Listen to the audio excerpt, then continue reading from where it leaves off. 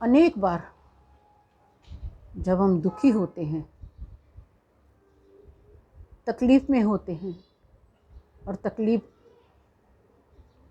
अंतहीन हो जाती है, तब हम करुण पुकार से प्रभु को पुकारते हैं और कहते हैं, प्रभु हमारे इन दुखों का अंत कब होगा? भला हमने ऐसा क्या किया है कि हमारे दुखों का अंत ही नहीं हो रहा? नहीं, हमें ऐसा बिल्कुल भी नहीं सोचना चाहिए। भला इस भौतिक जगत में जब एक माता पिता अपने बच्चों से भेदभाव नहीं रखते, खैर आजकल के ज़माने में तो 1 या 2 ही बच्चे होते हैं, पर पहले 5, 6, 7 बच्चे हुआ ही करते थे। इतनी अनेक संतानों के साथ भी उस समय भी माता पिता अपने बच्चों के बीच भेदभाव नहीं रखते थे। खैर ये बात अलग है कि कोई उन्हें विलक्षण प्रतिभा का बच्चा होता था उनका, तो वे उसकी प्रतिभा को बढ़ाने में अपना सहयोग अवश्य करते थे, वरना वो दूसरी बातों में भेदभाव नहीं करते थे। और ये तो हमारे परमपिता परमेश्वर हैं, ये भला हमसे क्यों भेदभाव करेंगे? हम सब तो उनकी ही संतानें हैं। वे हम सबसे उतना ही प्यार करते हैं, बराबर प्यार करते हैं, किसी से कम या ज़्यादा नहीं। पर एक बार ऐसी ही शंका नारद जी के मन में भी उठी थी। तब नारद जी ने विष्णु भगवान से पूछा था, हे भगवान, इस धरती पर अनेक दुखी हैं, जो दुखी हैं वो अत्यंत दुखी हैं और जो सुखी हैं वे बहुत ही सुखी हैं। भला ऐसा अन्याय क्यों? तब प्रभु ने कहा, मैं तुम्हें इसका उत्तर यहाँ नहीं दूंगा, तुम मेरे साथ धरती पर ही चलो। तब दोनों ब्राह्मण का वेश धरकर धरती पर आए और एक बड़े से महलनुमा कोठी के आगे खड़े होकर भिक्षा मांगने लगे कि हमें बहुत भूख लगी है, हमें कुछ खाने को दीजिए। अंदर से सेठ निकला, दोनों को देखा और उसे बहुत गुस्सा आया कि इतने हट्टे कट्टे होते हुए भी तुम भिक्षा मांग रहे हो, जाओ कमाओ और खाओ। हम भी मेहनत से ही कमा कर खाते हैं, हमारे यहाँ भी मुफ्त का भोजन नहीं मिलता, हम सब मेहनत करते हैं। तब उस ब्राह्मण ने आशीर्वाद दिया, सदा खुश रहो, सदा सुखी रहो। ऐसे करके वे आगे की तरफ बढ़ चले। तब नारद जी आश्चर्य से देखने लगे और उन्होंने प्रभु से कहा, प्रभु उसने तो हमें दुत्कार दिया, भोजन तक नहीं दिया, भिक्षा मांगी तो भिक्षा तक नहीं दी, और आपने उन्हें सुखी रहने का आशीर्वाद दिया। तो प्रभु मुस्कुरा दिए। प्रभु ने कहा, ठीक है, आगे तो चलो। फिर वे आगे आए।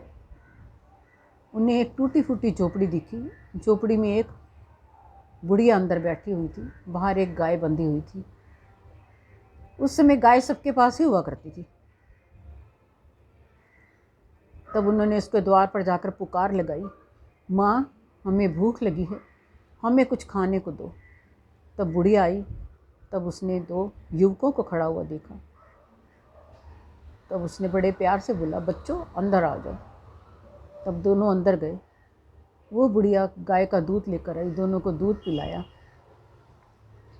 दूध पीकर दोनों तृप्त हो गए और चलते समय उसने बुढ़िया से प्रभु ने कहा, तुम्हारी गाय मर जाए। और ऐसा बोलकर बाहर आ गए।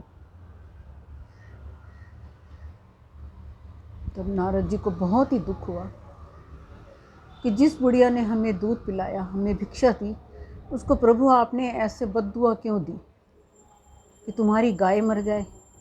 तब प्रभु ने कहा, यही तो तुम्हारे सोचने का तरीका है। ये बुढ़िया अब कुछ ही दिनों की मेहमान है, ये बुढ़िया मर जाएगी। मरते समय इसके मन में केवल गाय का ही प्रश्न होगा कि अगर मैं मर गई तो मेरी गाय का क्या होगा। मेरी गाय को कोई कसाई ना ले जाए, उसको मार ना डाले, वो उसकी मोह माया में डूबी रहेगी। मैं चाहता हूँ उसकी मोह माया से दूर हो, वो मेरे धाम आए। तो देखिए प्रभु का प्यार। प्रभु जिसे प्यार करते हैं कहते हैं उसको दुख भी देते हैं।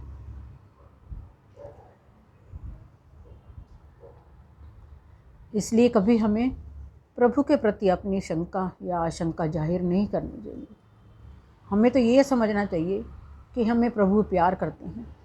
प्रभु ने प्यार मीराबाई से किया, मीराबाई ने प्रभु से भी किया। उन्होंने प्रभु के विश्वास में आके जहर का प्याला पी लिया जो अमृत बन गया। भक्त प्रहलाद को भी प्यार किया, लेकिन दुख भक्त प्रहलाद को भी बहुत दिए, लेकिन भक्त प्रहलाद का कोई भी बाल बांका ना कर सका। तो इसका मतलब ये नहीं है कि उन्होंने प्रभु से प्यार किया और प्रभु ने उन्हें दुख दिए। हमें भी ऐसे ही सोचना चाहिए। हमें भी अपने मन में यही रखना चाहिए कि प्रभु हमें बहुत प्यार करते हैं, इसलिए हमें दुख देते हैं, हमें याद रखते हैं। वरना सुखी को कौन याद रखता है? हम दुखी हैं, हम प्रभु को याद करेंगे, प्रभु हमें याद करेंगे। धन्यवाद।